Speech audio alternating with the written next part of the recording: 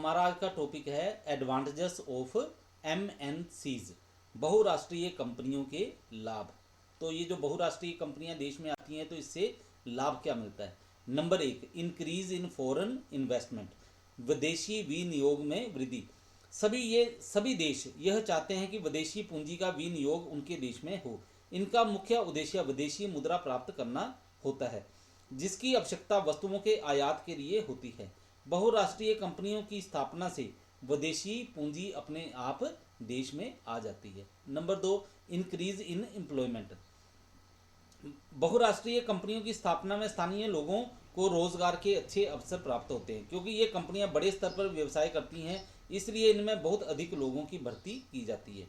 अब कोई भी कंपनी जो है बाहर से किसी देश में आएगी तो वहाँ के लोगों को रोजगार मिलेगा, क्योंकि काम करने के लिए उनको वहाँ के लोगों की ज़रूरत होती है, वो अपने देश से कर्मचारियों को नहीं ला सकती है। Number 3, proper use of resources, साधनों का उचित उपयोग। बहुराष्ट्रीय कंपनियों की स्थापना से किसी देश में बेकार पड़े हुए मानवीय एवं भौतिक संसाधनों का उचित प्रयोग होने लगता है। तकनीकी रूप से विकसित होने के कारण ये कंपनियां बेकार पड़े साधनों का अच्छा उपयोग कर लेती हैं।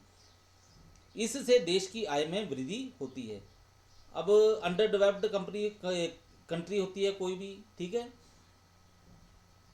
तो उनके पास क्या होता है, उनके पास जो साधन होते हैं कई बेकार पड़े रहते हैं, वो उनका इस्तेमाल नहीं कर पाती हैं, ठीक है, पैसे के अभाव के कारण, पूंजी के अभाव के कारण। लेकिन जब ये बहुराष्ट्रीय कंपनियां आती हैं तो वो उन साधनों का ठीक ढंग से उपयोग कर लेती हैं। नंबर 4, टेक्निकल डेवलपमेंट, तकनीकी विकास। बहुराष्ट्रीय कंपनियों की स्थापना से एक देश में हुए तकनीकी विकास का लाभ अन्य देशों को भी पहुंचता है।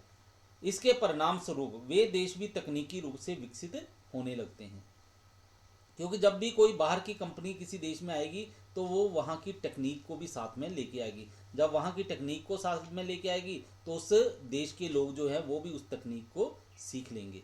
Number 5, end of local monopoly, स्थानीय एकाधिकार की समाप्ति। कुछ उत्पाद ऐसे हो सकते हैं जो कुछ ही गिनी चुनी कंपनियों द्वारा निर्मित किए जाते हों। ऐसी स्थिति में उन कंपनियों का उन विशेष उत्पादों के बाजार पर एकाधिकार हो जाता है। एकाधिकार का लाभ उठाते हुए वे उपभोक्ताओं को ऊंची दर पर माल बेचती हैं और उनका शोषण करती हैं। बहुराष्ट्रीय कंपनियों के आगमन से प्रतियोगिता में वृद्धि होती है। इससे स्थानीय कंपनियों को या तो उत्पाद के मूल्य में कमी करनी पड़ती है तथा क्वालिटी में सुधार करना पड़ता है, अथवा वे बाजार से बाहर हो जाती हैं। नंबर 6, मैनेजरियल डेवलपमेंट, प्रबंधकीय विकास। बहुराष्ट्रीय कंपनियां नवीनतम प्रबंधकीय पद्धतियां की जानकारी रखने वाले लोगों को ही प्रबंधक के रूप में नियुक्त करती हैं। इन कंपनियों में रोजगार पाने के इच्छुक स्थानीय लोग प्रबंध के क्षेत्र में अनेक अनुसंधान करते हैं। इससे पेशेवर प्रबंधकीय संस्कृति का विकास होता है।